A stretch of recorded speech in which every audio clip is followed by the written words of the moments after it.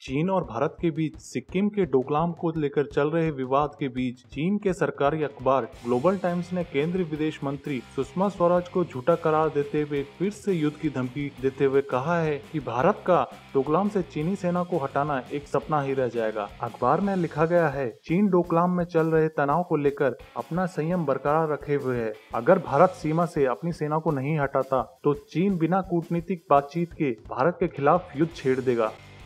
दोस्तों, आप देख रहे हैं ज्ञान सागर न्यूज चैनल, आपका डेली गाइड। ज्ञान सागर से जुड़ने के लिए सब्सक्राइब का बटन दबाएं और हमारे नई न्यूज की नोटिफिकेशन के लिए बेल का बटन दबाना ना भूलें।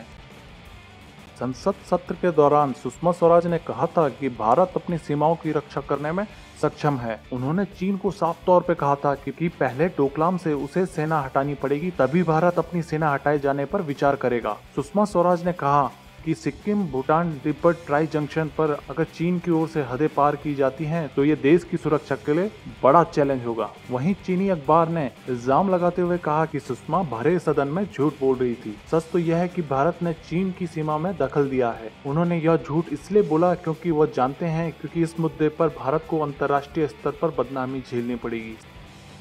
सीमा पर सेना की क्षमता पर बातचीत करते हुए कहा कि चीनी सेना भारत सेना के मुकाबले काफी आगे है और अगर युद्ध की स्थिति बनती है तो हमारी सेना भारत को धूल चटा देगी। अखबार का कहना है कि चीनी सेना किसी भी स्थिति में अपनी जमीन का हिस्सा नहीं छोड़ेगी। पहले भारत ने डोकलाम को ट्राई जंक्शन बताया और अब सेनाओं को पैर पीछे खींचने की बात कर रहा है। इससे डोकलाम मुद्दे पर भारत के संदेहपूर्ण रवैये को साफ तौर पर देखा जा सकता है। वहीं भारत ने डोकलाम से सेना हटाने से मना कर दिया है और कहा है कि भारत अपनी सेना तब तक पीछे नहीं हटाएगा जब तक चाइना अपनी सेना हटा नहीं लेता।